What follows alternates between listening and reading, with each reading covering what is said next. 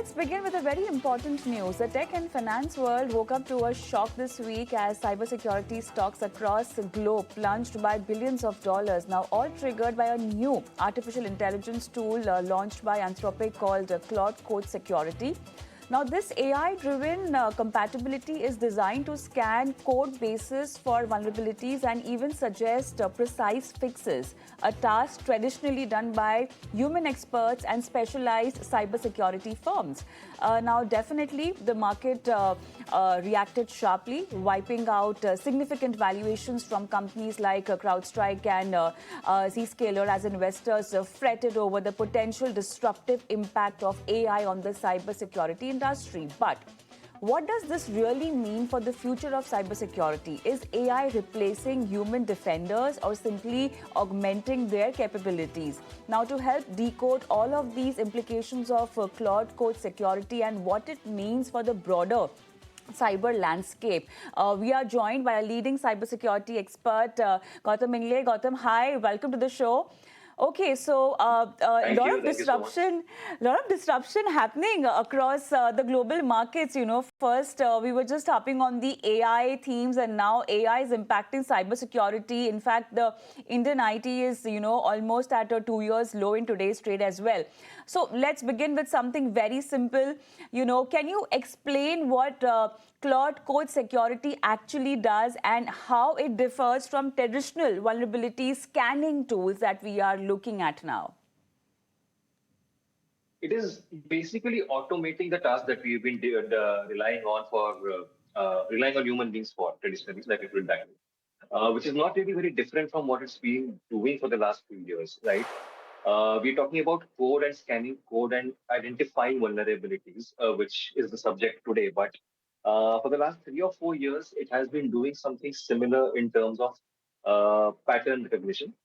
In the sense that if you were to use ChatGPT around 3 or 4 years ago to write a phishing email, because the one dead giveaway of a phishing email used to be bad grammar and bad spelling. So you could write an email and feed it to ChatGPT and tell it to improve the language. Yeah, so today, if you try to get ChatGPT to improve the spelling and grammar of your phishing email, because it knows the patterns followed by phishing rackets, it will not give you a response, right? So it started there, and just earlier this year, or I think late December, if I'm not wrong, Google used a fully AI-driven cybersecurity agent to scan for vulnerabilities, and that agent successfully reported a certain number of vulnerabilities to the manufacturers, and they were patched. So what we're seeing today is not really something very, very new. It's a progression of something that began on a smaller level, and now it's being scaled up. So that is basically what it does. It is looking at the code that you are writing, and it is finding all those hidden backdoors that a malicious hacker can use to enter your system without your consent and your knowledge, which is basically how vulnerability management works. Talking about vulnerability management, what kind of scams and frauds will this plugin, will be able to detect? So this is how vulnerabilities work in a very simple language. Right? You have a room where you stored all your vulnerabilities, and there is a door through which you enter. So that door is your authorized entry point. In your computer language or in your cybersecurity language, it means that if your server has all the data and you hold the login password to access that, that is your authorized entry point. What also happens is that any operating system, any app, because of the nature of its code, has umpteen vulnerabilities that always exist. And you either find them because you are looking for them proactively, or you find them because a thief finds that one wall is weak and can be broken down and enters the room and steals the valuables. And then you realize, okay, this wall was not as strong as I thought it was. So that is how you find a vulnerability. Somewhere in those lines of code is a weakness or a patch of bad code which a hacker can exploit and enter without raising any alarms and steal your data or capture it, hold it to ransom. So the proactive testing part, right, where you look for these vulnerabilities before they are found out and exploited by a malicious threat actor. That is what AI is doing right now for you. The difference is that it's doing it very fast and it's doing it very accurately. So once you feed a certain data set into an AI model, the room for error goes down. It becomes very low, and its speed increases. So if you want to find out travel options in Spain, it might take you 3 days earlier, but thanks to ChatGPT, it takes you 3 minutes. Apply the same principle to your continuous proactive testing on any app or any program or any website you're developing, and multiply it by 100 because AI can do it within seconds, and that is exactly what So are we it's talking scanning. about the phishing scams coming in control? Are we talking about the banking or financial transactions that we are seeing, with rising cases, that coming under control because of this? Is that possible? It's very possible, Okay. but we have to look at both of those things in isolation, in the sense that scam recognition is one part and vulnerability identification is one part. A scam is something that you perpetrate or you execute to exploit the vulnerability in very simple words. Okay. Like there is this Okay. weakness which I can Okay. exploit to turn the camera of your device on. Okay. But in order to access your code, I need to send you a phishing email, and it has to be convincing enough for you to click that link, which installs my malware in your device, and then I use the vulnerability to turn your camera on. That's the natural progression of a scam. There is initial access through phishing, and then there is exploitation of the vulnerability. There are a couple of things to remember over here. Why that? Yes, doubtless AI is making a difference. We just saw the example of Google I discussed. Also, Anthropic itself, Claude itself, has recognized a lot of patterns of scams that target the fintech or the finance industry and has enabled the stopping of a lot of scams. But we need to also remember that the same AI is also powering cybercrime. It is Yeah, also I mean, it's a two-edged, it's it's a yeah, double-edged sword, yeah, it's two sides right? of the same coin that we are seeing. But then, is this fear that AI will replace cybersecurity firms justified, or is this an overreaction that we are seeing right now?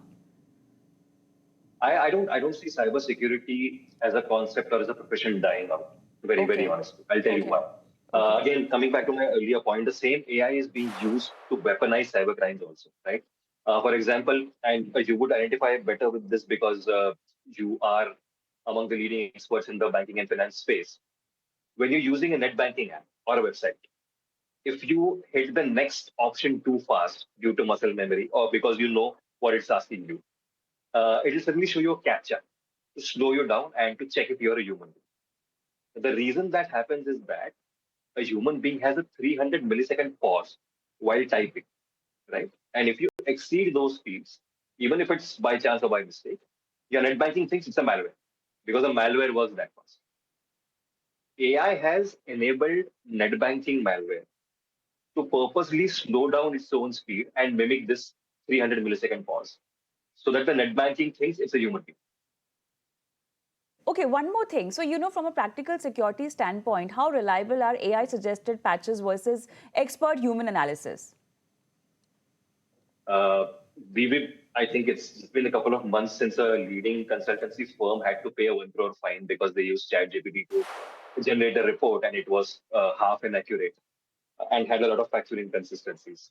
And that is one part. There will always be errors because it depends on what data you're feeding into that AI model. But the second part is that human oversight is absolutely crucial because the initial access part, the convincing you to click on that link part, is psychology driven. It's not machine driven, right? I can sit here and I can talk for 5, 6 days about how AI powered deepfakes can impersonate your CEO and get you to click on a link. And everybody might know that These CEO kind of impersonation cases. exists. Exactly. We've been seeing these Right, kind of right. cases. So my other question on the same line is, could this kind of AI automation inadvertently introduce new vulnerabilities or false positives that traditional tools wouldn't catch? It absolutely could because Okay. historically we have seen that happen. We have seen Okay. that happen, right? We've seen us relying on AI and then it's introducing some new errors because we did not anticipate this possibility, right? The point I was trying to make with the CEO impersonation was human error because no matter how aware you are that CEO impersonation exists, you see an email with your CEO's name in it, you will still feel urgency. That's human psychology. You will still feel a tinge of stress. Okay, why is he emailing? And that will lower your cybersecurity. That's point number one. Point number two is the latest example of Grok. the AI that Twitter uses, right? And how it was being misused at scale to generate non-consensual explicits of female users. The point is that Grok was not malfunctioning. Grok was not broken. It was doing exactly what it was programmed to do, but the programmers did not account for the malicious mindset of certain people who were misusing it. So these risks will always exist. The same technology you're using to defend something is also going to empower the threat actors to attack more aggressively. All right. So, in a nutshell, clearly AI is no longer assisting cybersecurity. It's beginning to redefine it, if we can say it that way. We can call it that. Whether this is a disruption or it's an evolution, that remains to be seen. But clearly, the industry is having its AI moment, and it's truly here. With that, it's a wrap. Thank you so much, Gautam, for joining us and helping us understand this in a very layman language. And definitely, one needs to be aware and conscious about the fact that they are using AI, in fact, for the institutions as well. Thank you so much. With that, it's a wrap on the Money Show as well. And for all our viewers, if you want to send across your questions, you can do that on our WhatsApp number or email ID. Thank you so much for watching. Goodbye.